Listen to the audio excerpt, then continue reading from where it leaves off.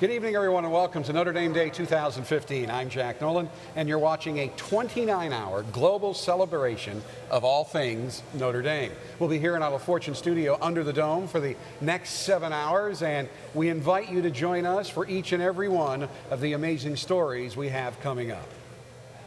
And you may know Jack from Inside Notre Dame Football with Brian Kelly and basketball with Mike Bray through Fighting Irish Digital Media. I love working there, and joining me in the studio as my co-host for the night is Emily Evans, host of the ABC 57 morning show here in South Bend. Welcome to the show, Emily. Thank you, Jack. I'm extremely excited to be here for my first ever Notre Dame Day.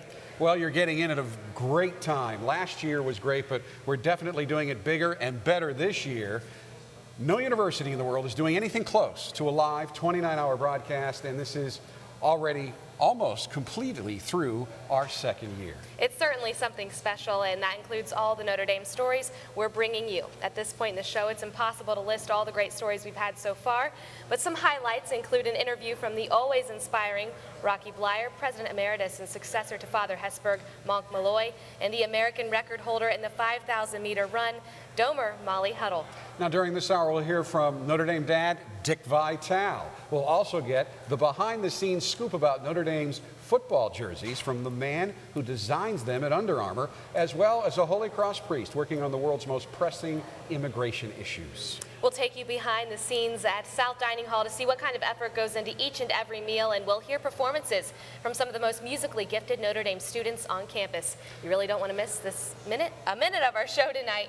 And the reason is that Notre Dame Day viewers get to help the university give away an extra $1 million. Do you want to explain that, Jack? Oh, I would be glad to. It's actually pretty simple. Each time you log on to NotreDameDay.nd.edu and donate $10 or more, you'll be able to cast votes for the clubs, residence halls, and academic units and teams of your choice. That's right, and at the end of the broadcast, the more votes a group receives, the bigger percentage of the $1 million it collects. For many of those groups, even 1% is more than they might fundraise in a year. And with this system, your $10 donation could turn into $100 or more. Exactly. Notre Dame Day is a great opportunity to maximize the effect of your donation. So we encourage you to take a moment to get online and donate. And while you're at it, give a shout out to the donors whose generosity made this $1 million gift possible. But enough talk about the voting. It's time to get into the show. After a short break, Emily will be sitting down with Professor Kevin Boyer, an engineering professor performing research on some of the most cutting-edge technologies in the world. Notre Dame Day will be right back after this. This is the equal sign. You use it in a equation. It means that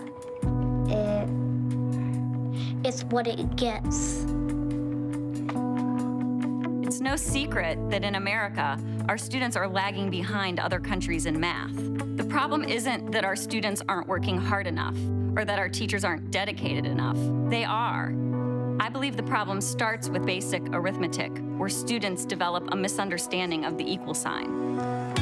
At the University of Notre Dame, psychology professor Nicole McNeil has developed an innovative series of educational lessons and activities that change the way children learn the concept of the equal sign. So one of the techniques we like to use is called concreteness fading. We start with... Increasingly, math really matters for our nation in a globally competitive world. Professor McNeil's research has given us an exciting new direction for how we teach mathematics to our nation's young students. This holds great promise for their success in school and in life. With support from the U.S. Department of Education and in collaboration with Notre Dame's Alliance for Catholic Education, Dr. McNeil's program has been implemented in schools across the country. Working with ACE has been incredible. Through their dedication in serving under-resourced schools, they're helping to improve math education for the students who need it most. To have the opportunity to work with Nicole and see her work come to my classroom, to see her research carried out, it's brought a new level of academic achievement and excellence to our school. The U.S. Dame asks, what would you fight for? Fighting for equal education. We are the Fighting Irish.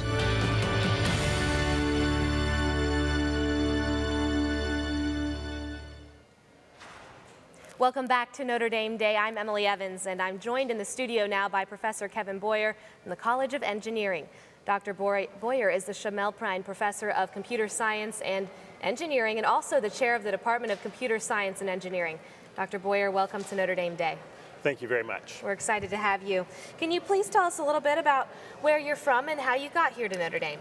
Well, I came to the University of Notre Dame in 2001. I left the University of South Florida to come to South Bend, Indiana. You may challenge my geographical perceptions of the country because they both have south in them. But 14 years later, I'm still the department chair. And my younger son, is now a junior here at Notre Dame.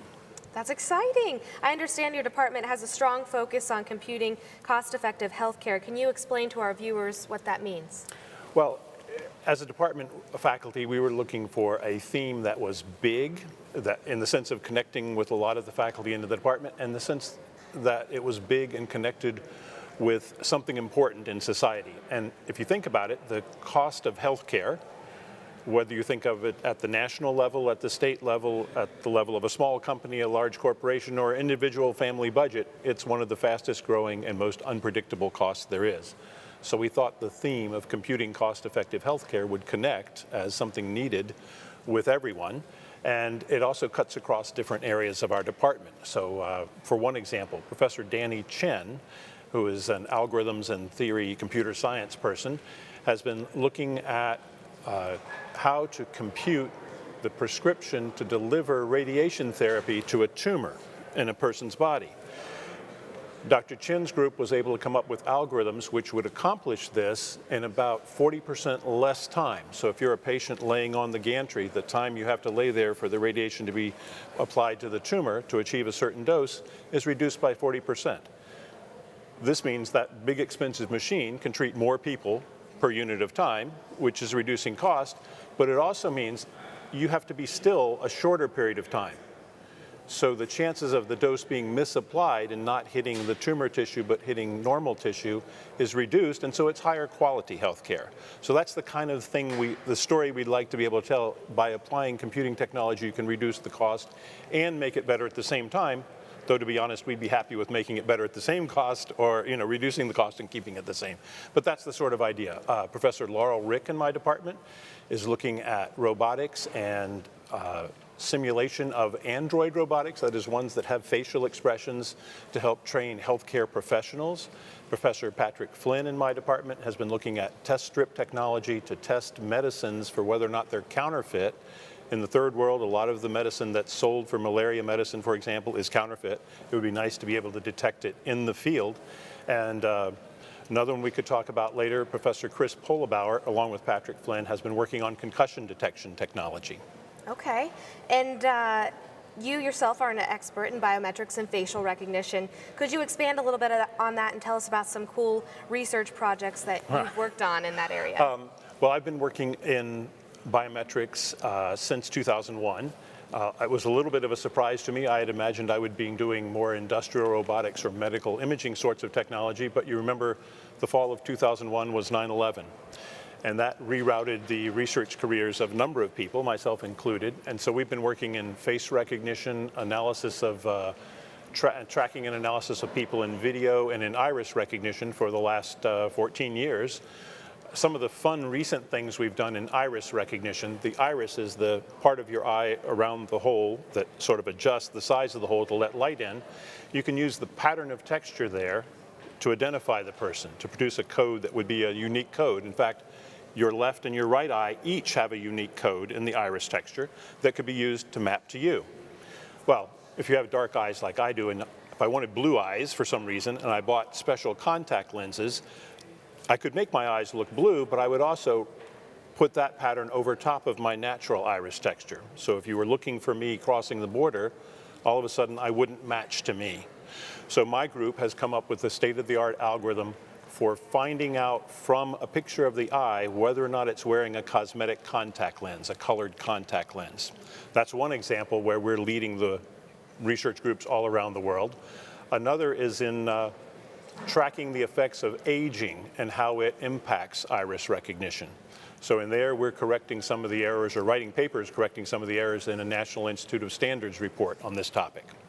Okay, and another group in your department won the First Source Commercialization Award for their efforts in concussion detection, and they're also working with GE and the NFL. Can you tell us a little bit about how computer scientists can help with detecting concussions? Yeah, it probably sounds unusual to imagine that the National Football League would be supporting research in the computer science and engineering department. They don't necessarily seem like they have a lot to do with each other.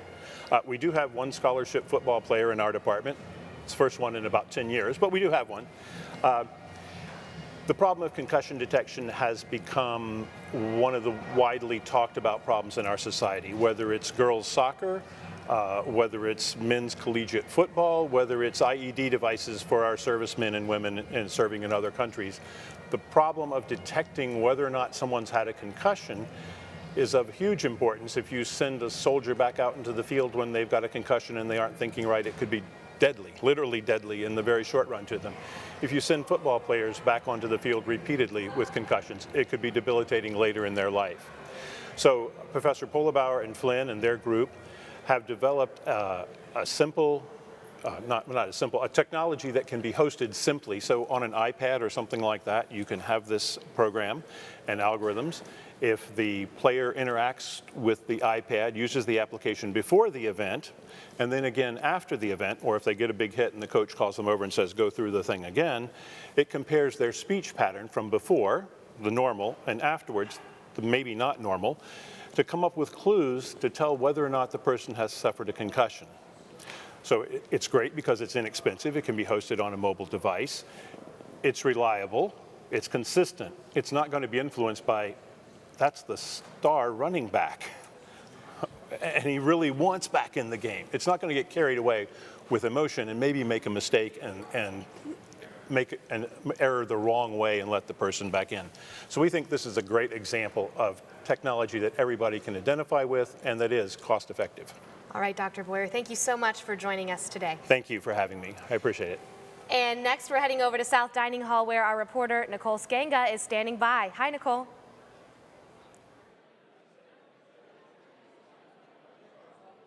Hi, Emily. I'm here at South Dining Hall, and joining me are Mark Poklinkowski, the Dining Hall's general manager, as well as Marianne Soboralski, who many of our viewers, including myself, might recognize from her role as lead monitor at South Dining Hall, where she's been at most breakfasts and lunches for the past 25 years. Now, Mark, STH, how we call South Dining Hall here on campus, first opened in 1927. What's changed since then? Well, I think the biggest thing that's changed is the style of service. Back when it opened in 1927, the students came in, usually by dorm, and then a light would go on to let them know that it was one of the two dinner times. There was two sitting times per each meal. At that time, then, another light would go on to let the student servers know that it was time to deliver the meals, and what it was it was all done family style at that time. So there'd be like one platter of meat, one platter of vegetables, one platter of potatoes for each table, and that's how everything was done. Now we're open about 12 hours during the day. Students come and go as they please. We have a lot of 7 different stations, so students can create their own variety. We can accommodate a lot of different diets.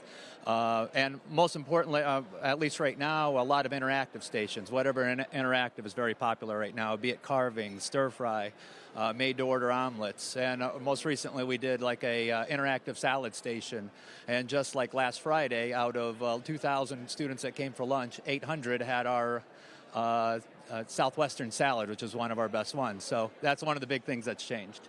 Well, that's great. And so, Marianne, you have been lead monitor here since the late 80s. What has that experience been like? Well, it's been great. We've, since I've been here, I came in October of '89, and there's been a lot of changes, but a lot of the students have been, a lot of them have been very memorable students, a lot of alumni and guests that have been great and just fun to work with. And the atmosphere here is great because we've been lucky enough to have good managers. And so what's something that Notre Dame alumni point out when they return to campus? I think there's so much building going all over campus on outside that it's kind of different. But they like to come here because it's nostalgic. It hasn't changed really that much. The chairs and the tables and building it in itself inside has not changed. That's great. And now, Mark, how many meals do you serve every year? Every year at South Dining Hall, we serve about 1.3 million meals. And how many of those are students? Over 1.2 million. And so what was that number when you started working at the dining hall? When I started, we didn't have as many dorms on this side of campus, so we were only doing around 900,000. And so finally, how many people can you fit in the dining hall at one time? We can fit in about 1,000 in each dining room, so we could fit 2,000 at a time. Well, thanks for playing along, Mark, and thanks for having me here. Now back to Jack at the anchor desk. Thanks, Nicole, and I'm really excited to be joined right now by Adam Clement, Under Armour's Senior Creative Director, and the man who really is behind the jersey designs of more than 400 professional, high school, and NCAA teams, including Notre Dame. Adam, welcome to our show. Thank you so much for joining us. Pleasure to be here. Thanks for having me. Now let's go back to January 2014 when it was announced that Notre Dame and Under Armour had signed a 10-year agreement. What was the reaction at Under Armour? The reaction was just overwhelmingly positive. I think it's just an honor for a company like ours to be involved with a university like Notre Dame. All of the history and just everything that the school is about has just meant so much for us to be part of the team. Has this relationship lived up to your expectations so far? Beyond expectations. I think just the way that we've been able to impact the uniforms on campus and the way that the school administration has reacted to what we've done has been overwhelmingly positive. And I think all of us here are super excited about what we've accomplished, but more importantly, what we think we can accomplish in the years to come. You're responsible for what we around here view as the world's greatest brand. There was a lot of anticipation built up on our end, and you know how seriously Notre Dame fans take their uniform design. So as you approach this, how did you approach the design of the Notre Dame uniforms? I think first and foremost, it was all about tradition and really respecting the past and knowing that, you know, we can innovate and we can make the athletes better, but we do it through technology, through fabrics and fits, that the look of the uniform had to remain the same because it was Notre Dame after all, and I think that was of the utmost importance. Now, I know you have a very specific process that goes into each uniform design.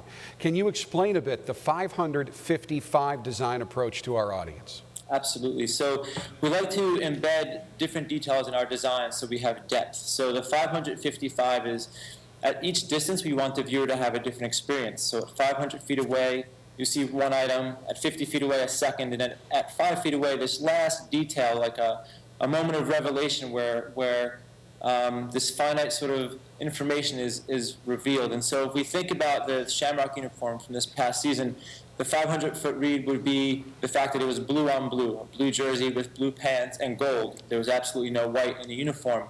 At 50 feet away, you could see the texture of the golden dome in the helmet as well as the sleeve. And at 5 feet away, you could see the mosaic tile pattern that we put over the shoulder of the uniform. So again, at each of those distances, we want the viewer and the audience to have a different experience. I know you spent a lot of time on campus. As you look ahead to the design of future uniforms, are there some other elements from Notre Dame's campus that you'd like to work into some of the jerseys of Notre Dame sports teams? Yeah, I mean, the truth is it wasn't a matter of what can we work in, it was what should we hold back, because there's so much to choose from the Basilica to the quad, everything about the campus. There's so much history, and it's just a matter of figuring out what comes next because, like I said, the possibilities are essentially endless. Now, before we let you go, it has become one of the most anticipated uniforms in all of sports. We're talking about the Shamrock Series jerseys and the helmet. So I've got to try. Can you give us any kind of a hint, any kind of a sneak peek at what we're going to see? Might it play off maybe Fenway Park's Green Monster? I will plead the fifth on all of the questions, but I'll just say we hope that the response is as positive as it was last year, and we hope that the outcome of the game is just as good as last year as well. Adam, thank you so much for taking the time, and I also know just from your consumer products, everybody I know who has tried them has loved them. We thank you very much for your time today. Thanks. Best of luck. All right, we've got another short break coming up. When we come back, we'll hear from theology professor Father Daniel Grudy. He's here now, and he's going to tell us how he's working to make the world a better place. That's coming up next on Notre Dame Day. An Irish blessing. May the road rise up to meet you. May be always at your back. May the sun shine warm upon your face. and the rains fall soft upon your fields. And until we meet again, may God hold you in the palm of his hand. We are the University of Notre Dame. Welcome back to Notre Dame Day. I'm Emily Evans, and joining me now is Father Daniel Grudy, a Holy Cross priest, Associate Professor of Theology, and Director of the Immigration Initiative at the Institute for Latino Studies at Notre Dame. Father Daniel, welcome to the show. Thanks a lot. We're happy to have you. Thank you. Thank you. I understand you're working on an initiative called STREAM. Can you tell us about the main aspects of that and how it relates to your work on migrants and migration? Sure. Well, Emily, we live in an age of migration, and there are probably 250 million people migrating around the world. And so our question is, how can Notre Dame play a more active role in migration and refugee issues? So we're working at different borders. We're at the Syrian borders right now, working with ISIS refugees. We're with people fleeing the violence over there in the Middle East from the war. We're working at the U.S.-Mexico border. We've been working as well in Rwanda with people that were fleeing genocide.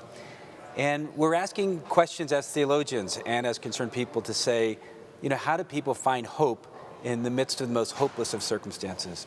How do they find the capacity to believe in the most unbelievable of situations? And how do they really find the strength to love in the midst of the most godless of situations? So we're doing studies in this, and we're working on STREAM, which means Studies in Trafficking, Refugees, and Migration. So through that, we are building a STREAM team. We actually have some STREAM themes. We're actually now trying to really build a dream team for STREAM. And ultimately, our hope is to really be a presence that can help redeem sort of an inhumane situation and to try to inject more humanity into this really difficult issue. And we're living in an age of migration, like you touched on, especially forced migration and people fleeing crises in various places around the world. What can Notre Dame do to respond to these issues? Notre Dame is trying to do a lot. Notre Dame is trying right now to open the doors to people for education. Right now we have some people who are studying here who otherwise couldn't previously. There are people, we're trying to have conferences, we're trying to have publications. But more than that, we're trying to be a life-giving force. And so right now what we're trying to do is dream with STREAM to really ask even more how we can make a difference. We're working with our bishops, we're working with Congress, we're working with international agencies. But in all of this, we're trying to be some kind of leaven of life.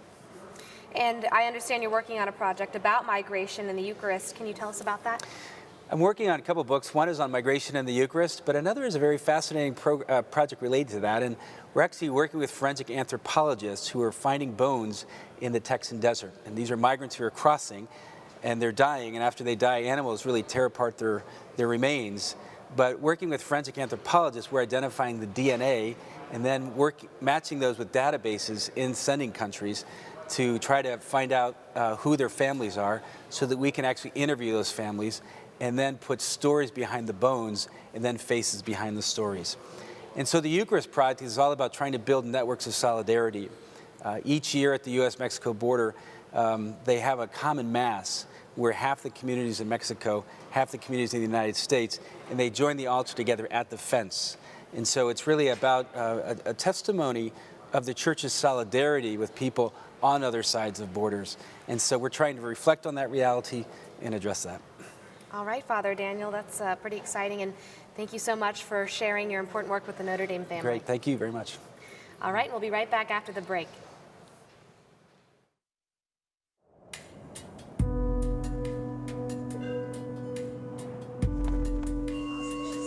When people come to Nepal, they see breathtaking beauty. They see abject poverty. What I saw was an opportunity. Since 2006, Notre Dame industrial design professor Anne-Marie Conrado has brought students to Nepal to collaborate with local artisans in the design and development of fair trade products. In Nepal, you have this incredible tradition of talented and hardworking artisans, and yet for years, jobs were disappearing. The problem was simply that they lacked an understanding of what people in the rest of the world wanted to buy. And that's where we've been able to step in and help. We've opened up markets all over the world. In one artisan community, we've seen jobs and sales triple. But creating jobs and opportunities is just half the story. Our students are taking the insights gained from that immersion and translating them into products that help people's lives. Social design products developed by the Notre Dame in Nepal program include an umbilical cord cutter that requires sterilization for reuse, thereby minimizing birth-related deaths, as well as a $3 washing machine that preserves clean water sources and improves the quality of life for women. Coming here has given me more a sense of purpose, and now I'll try to look at my design beyond the actual physical appearance of it and try to think of some way it could impact somebody else. Our work is based on the belief that one design can transform an industry, a village, a life. The University of Notre Dame asks, what would you fight for? Fighting to create opportunity. We are the Fighting Irish.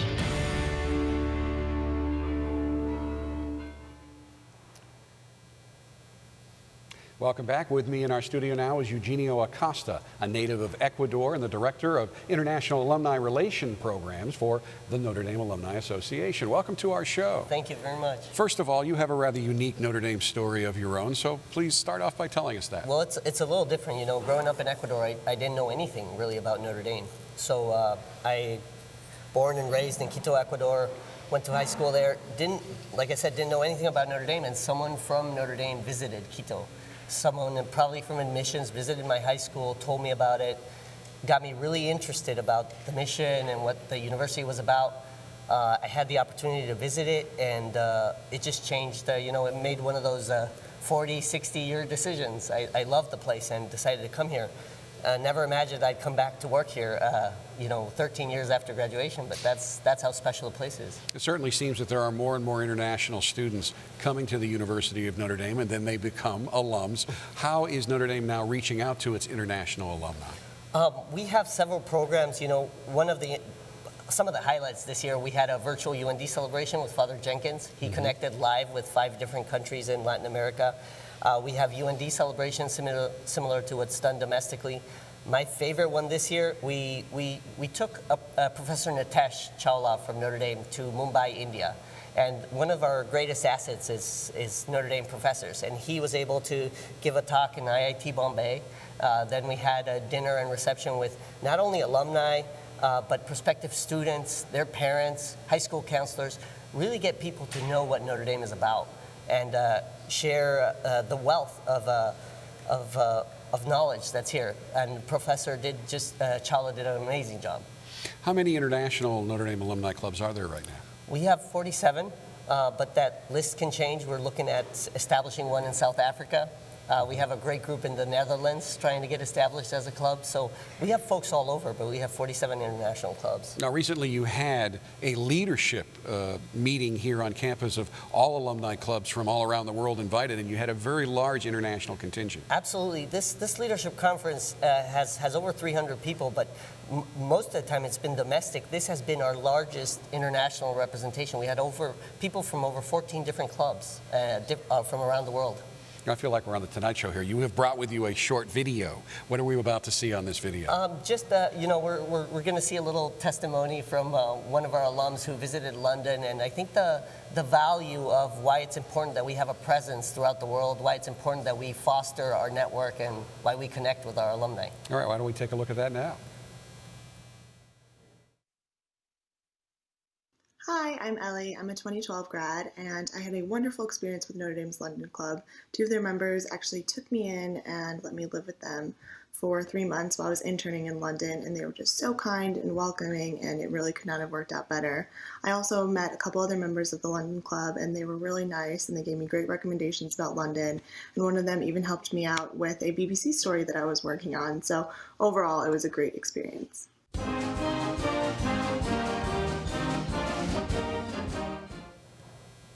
Eugenio, as you know, ND Day is broadcast live all around the world. So what would you like to say to international alumni who are watching from all over the globe right now, who are either in clubs or who are not in clubs and may want to start one? Well, clearly, I'd invite you to connect with us. I'd love to hear from you, and absolutely vote for international programs. We want to keep expanding our programs. We want to keep growing our outreach and continuing to bring together the Notre Dame family. Thanks for taking the time today. Thank you Pleasure to very meet you.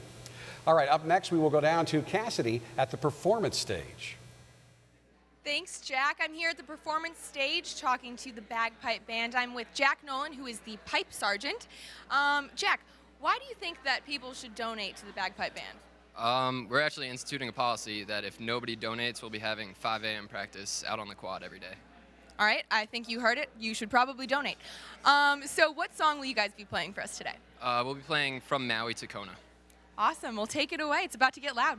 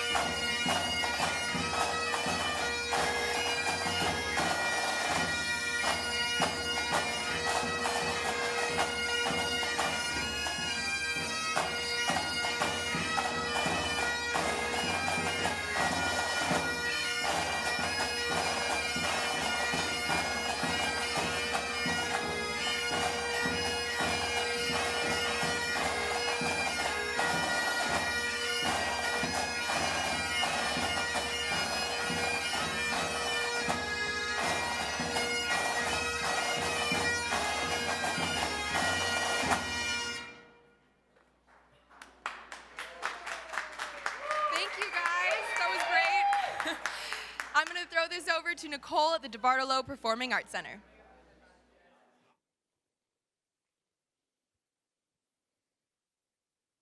Thanks, Cassidy. I'm here with Elizabeth Curtin in the DeBartolo Performing Arts Center. She's a senior in Mendoza, the College of Business, as well as a soprano vocalist. She's here to perform with accompaniment from Pivy Eckroth on the piano. Now, welcome to the show, Elizabeth. What are you going to be performing for us today? Thank you so much for having me. I'm going to be singing 2 songs, both from my senior voice recital repertoire. The first is from a song cycle by Libby Larson called Try Me Good King. This is from Queen Jane Seymour. And the second is a song called Ich hab ein Penna by Hugo Wolf. I look forward to it. Take it away. Thank you.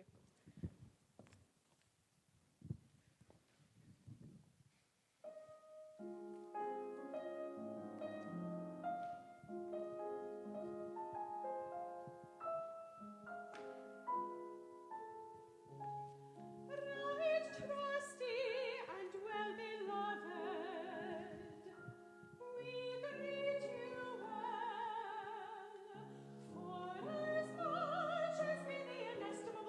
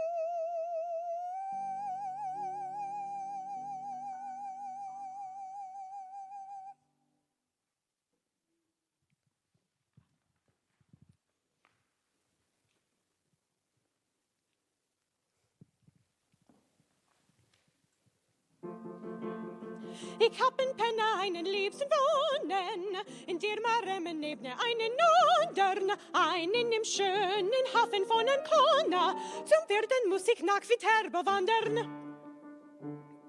Ein anderer wohnt in Casentino dort, der nächste lebt mit mir am selben Ort. Und wieder einen hab ich in Magione, wir in der Frata. In Castiglione.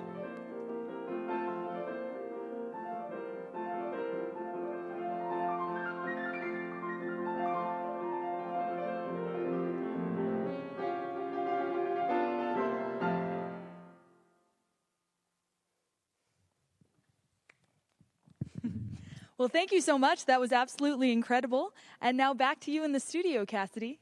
Happy Notre Dame Day. Thanks. So I'm here at the performance stage with members of Soren and Duncan Hall who are going... Duncan Hall, yeah, Duncan Hall's got some spirit here.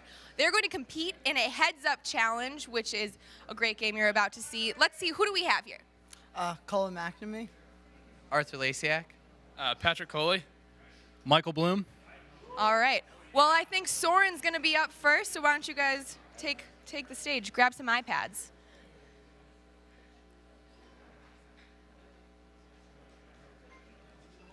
All right. 3, 2, 1.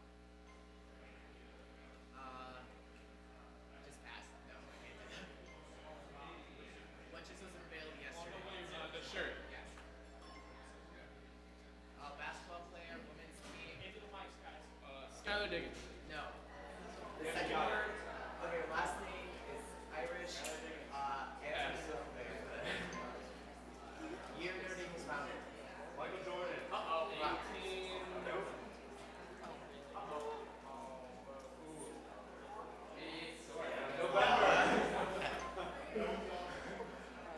Legends Books a Month where all freshmen go. Hip-hop night. Yes. The building with the observatory and the planetarium inside. Jordan. Yes. Architecture building. Fun. Yes. Secretary of State, Notre Dame grad. John Insurance. Great work, guys. That was awesome. Yeah, give it up. All right, let's have Duncan Hall step up. Duncan Hall, go!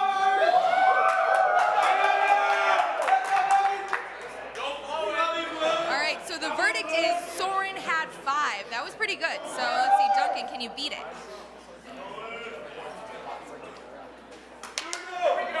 It's over there. 3, 2, 1. Okay, space where you can be all the time in the door. Yes. What? Okay, where are we at Gen Chem? Jordan. Okay, BP. Morley. Yeah, good. Okay, this one is by G6, and it's a holiday they celebrate. Carol. Yeah, the full thing. The holiday. Carol Christmas. Yeah. Okay, where are you going to get your laundry done? St. Michael's. Good. Yes. Okay, the person who makes the announcements, third quarter, going in the fourth quarter. Yes. Good. Okay, Baden. Howard. Yes. Yes. Okay, win one for the... Gippert. Yep. Yes. Okay, wrote the sappy ones, the notebook. Wrote the notebook. Nicholas Sparks. Yeah, come on, one more, come on. Okay, where your dad went? Law school. Yep. Woo! Oh, great job. It looks like we have a winner, Duncan Hall with 8. Great work. Oh, yes. Let me shake. Good sportsmanship there. So let's get up our next round of contestants. Great job, guys. Good work on that. So next up, we were supposed to have Siegfried versus Not, but it seems Siegfried didn't show up, so we have only Not. So maybe, perhaps Not has already won, but we're gonna let them play anyway and show what we've got. So who do we have here? Pat Sheehan. And Alex Miram. Awesome, all right. Take your spots, guys. Okay.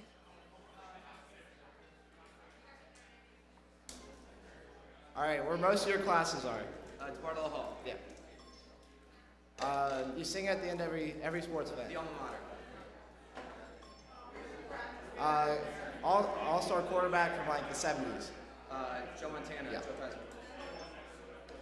Theismann. Skip. Okay, it's right in front of the library. It's got water in it. reflecting pool. Yeah. Basketball coach. Mike Ray. It's behind South. You get food there. Rutgers. Yeah. Laundry. St. Michael's. Pass. Okay. They're in front of the band. They wear kilts. Irish Yeah. Business school. Mendoza College Business. Art hall. Not hall. That's it. All right, and we have an automatic winner. Nonetheless, a valiant effort. Now I'm going to throw it back to Digger in the studio. Thanks, Cassidy. And now I am joined by my real good friend, one and only Dickie V, who was put into the Hall of Fame, elected in 2008. But yet more importantly, he and his lovely, lovely wife, Lorraine, their two daughters came to Notre Dame, played tennis, but their two sons-in-laws graduated from Notre Dame. Dick, welcome to us at Notre Dame in Notre Dame Day. Well, thanks a lot, Digger. Great being on. Go Irish, man. Go Irish. All right, let's go back to when you were a high school coach in New Jersey. And then, you know, you end up at Rutgers as an assistant, then at the University of Detroit, and then all of a sudden you're coaching the Pistons. But then all of a sudden in 1979, you start for ESPN college basketball and make it what it is today as one of the giants of all sports. Well, that's really nice of you, but I really have been stealing money for 36 years, doing something you love, sitting at courtside. I don't know where all the time has gone. It's just been unbelievable. But I remember when I'm coming down to Notre Dame when you were coaching, you wouldn't give me the right time of day. I couldn't even get in. I only talk to the guys at NBC. I don't talk to cable. Okay, let's get back to your two daughters. How did they get interested in coming to the University of Notre Dame as tennis players?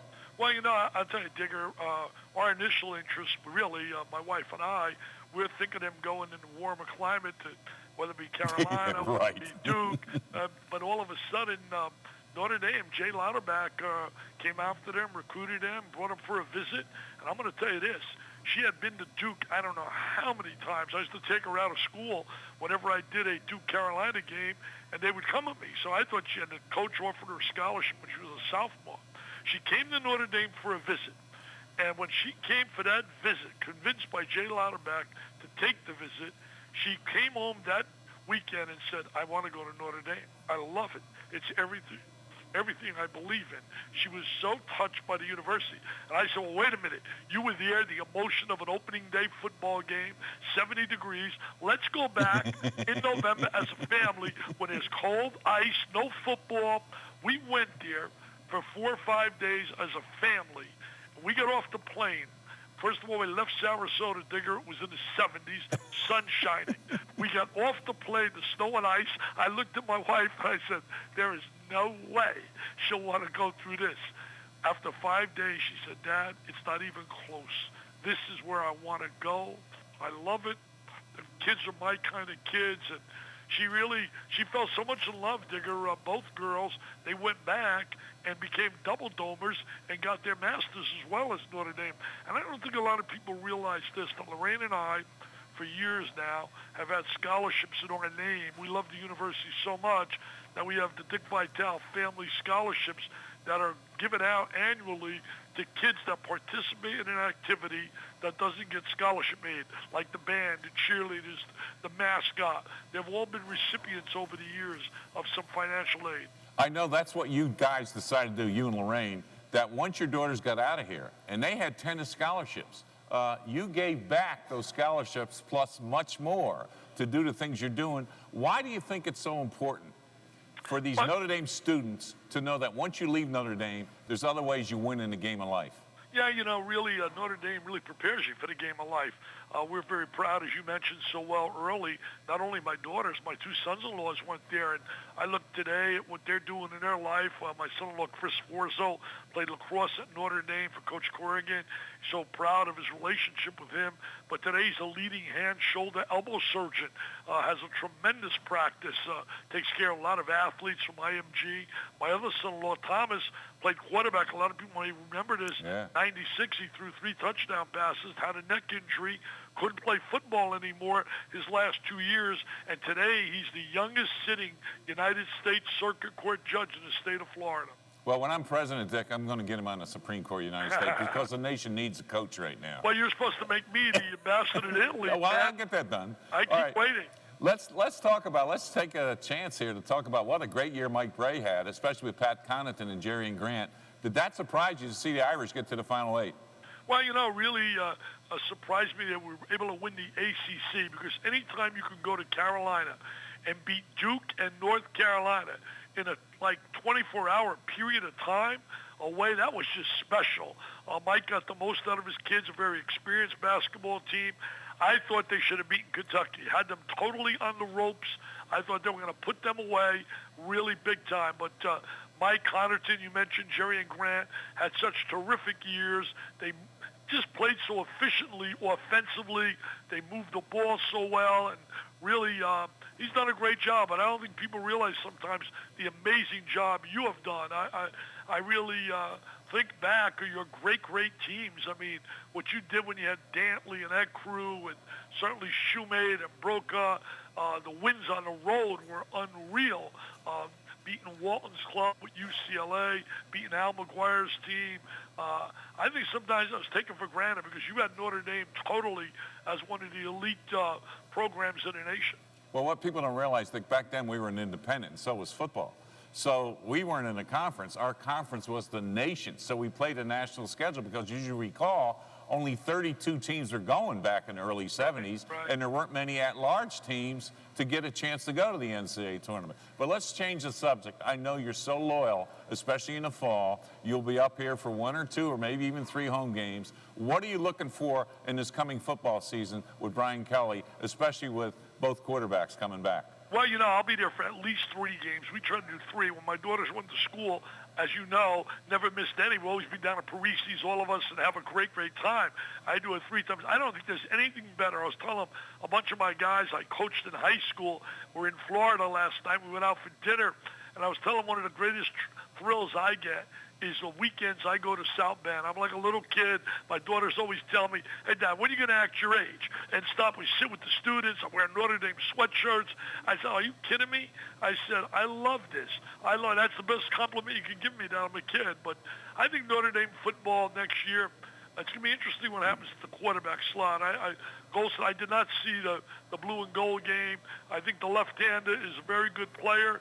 Golson is going to be an interesting story, how he handles if he doesn't start. Got some good athletes, as always. Got to win some games on the road, man. You got to win away from home. But I think that they'll have a chance of a very, very good year. Okay, now let's move forward because you got some beautiful grandchildren. Which one are you recruiting first to sell and convince to come to Notre Dame like your 2 daughters did and your 2 son-in-laws? Well, today I had a big day with my family. My grandsons played in a major tournament featuring a lot of nationally rated players and went to the semis and finals. Semis and won back drawing the finals in the regular, and they really have progressed. And my granddaughter, same thing. Tennis, Sydney. Dick? Tennis? Yeah, tennis. Sydney is doing great. That's Terry's daughter, and she's, by the way, vice president of Monogram Club. But I would tell you this, Digger, I would be so pleased if I'm living that long that they all go to Notre Dame. The school is as special as it gets. It's special to me. It's more than just, football and basketball. When you see the Golden Dome and you see the kind of kids, the only thing that scares me about the place, I really mean this, is that now the unbelievable numbers to get in are getting frightening. When I'm hearing that the average SATs, and I've heard this from inside people, is over 1450 now on a freshman class. I mean, can you imagine you and me? I mean, I took the test 3 times and I couldn't get 1500. I mean, total. I mean, 500, 500, 500. 1470. Are you serious? That's outrageous. And I think what happens there, you lose a lot of kids who really represent what we would love to see on that campus. Because I think, to me, productive in a classroom is a heck of a lot more meaningful to me than a kid that tests well. That's just my philosophy and my feeling. Well, in fairness, Dick, of the 1,000 men that are accepted and 1,000 women out of 20,000, you'll be surprised to see that a lot of these students, the key is not so much test scores, but what have you done to be a leader in community service projects? Because that's the Notre Dame mission. So that does happen, and all your grandkids have a chance to do that. But I want to thank you for being a part of this. You're a special friend. Without you, I had no career in television, and we all can say that because you made college basketball, and yet you know, as I know, it's Dickie V. It's awesome, baby, with a capital A. Love you. Thank you, man. You Go take care. Irish, baby. Go Irish. Cheer, cheer for all the Dame. Dick, please, I don't know I'm any sorry. other words. That's all I know. That's great. Say goodnight, Dick. You care. got it. All right, now let's send it down to our social media team, and let's get an update on the voting. Are you voting? Well, come on, get your team in there. Who's number 1? Hey, thanks so much, Digger, and thanks again to you, Dickie V. Unbelievable interview. We're so happy, so grateful to have him and his family a part of our large Notre Dame family. And thanks to you, the Notre Dame family, for making today, Notre Dame Day 2015, such an historic event. We're over 12,700 votes, on our way to 13,000 gifts. Unbelievable. Now's the time.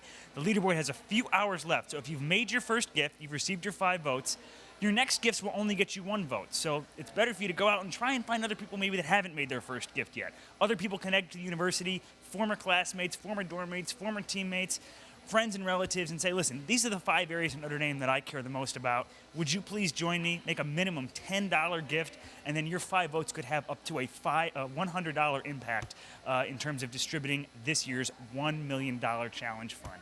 So, top of the leaderboard, the Glee Club is beginning to pull away. Over 2,200 votes from the Glee Club. Frisbee, 2139. So Glee Club's had a huge push in the last 2 or 3 hours or so and has begun to topple what was conceivably an unstoppable Ultimate Frisbee Club force. So that's going to be really intense through the end of the day. I know Frisbee's going to have a plan to come back. Stay tuned for more on that for sure. To focus in on centers and institutes, obviously something that both Digger and Dickie V mentioned, the call to service that so many Notre Dame men and women are share together as part of this experience. The Center for Social Concerns at the top of the list right now, 506 votes. Harper Cancer Research Institute, they were first the last time that we checked this list a few hours ago, 451 votes. Notre Dame's Integrated Imaging Facility, ACE, the Center for Ethics and Culture are all within striking distance of each other. They're all between $5,000 and $10,000 out of the $1 million challenge fund. Notre Dame does so much good in the world through these different institutes. If you were a part of them, if you believe in the missions for each one of these specific things, if any of these issues have touched your lives personally, now's the chance to give back, to trust Notre Dame and the work that they're doing in the world with your $10 gift and your 5 votes as part of this year's $1 million challenge fund. Before we take things over to Craig, I want to let you guys know we're not going to be with you in the next hour from the Social Media Lounge. Instead, we are so honored to be able to present an entire hour of content devoted in the memory of Reverend Theodore M. Hesburgh, CSC. So we're so excited to share that with you. We do hope you'll stick around for what's going to be, without a doubt, one of the very best hours of this broadcast. So let's take it over to Craig now. Craig, what's happening in the social media world? All right, thanks a lot, Jonathan. You know, the great part about Notre Dame is that you and I just get to follow 2 gregarious, generous Notre Dame men. Richard Digger Phelps, winningest basketball coach in Notre Dame history, and despite the rumors down here in the social media room, this is not one of his jackets that he wore on the sidelines when he prowled the sidelines and knocked off 7 #1 teams, rated teams, Notre Dame moments, and also Dickie V, because both these guys are giving back, and both of them had great careers in athletics, but both have had even more impactful careers outside of athletics. I think that's absolutely phenomenal. And you saw Digger with his Father Ted pin on, and I know that's one of his heroes, so I'm sure he's looking forward to the next hour. But the Notre Dame Victory March beat Danny Boy 80 to 20% for your favorite Notre Dame bagpipe tune of all time. Let's take a walk over here to the social media board and see what's going on. It says, thanks for helping, at Shakespeare, at ND. ND Architecture also tweeting out there's still a few hours left for you to cast your vote for Notre Dame Architecture. Something says, Mom. This is a text message. Today is Notre Dame Day, and if you go online and donate a minimum $10, you can vote for Keo and get donations from the school. So she says, how much do you want me to give? I'm going to have to add her to my portfolio, I think, in the development office, if she's willing to do that. And we've got Notre Dame rowing showing up here. And we've got Ryan Rogers down in the crowd. We've got a picture of Dickie V, it looks like, at a tailgate, at a pep rally there outside of Touchdown Jesus. And now we'll head over to our hotspot. And we still have people tweeting and hitting up social media in Java, the UK, Colombia, looks like the Dominican Republic, Mexico, and all over the eastern and midwestern and western United States. So we invite you to be with us, especially during this historic next hour when we talk about Notre Dame's legendary president from 1952 to 1987, the world record holder in most honorary degrees, Father Theodore M. Hesburgh. Go Irish, and God bless.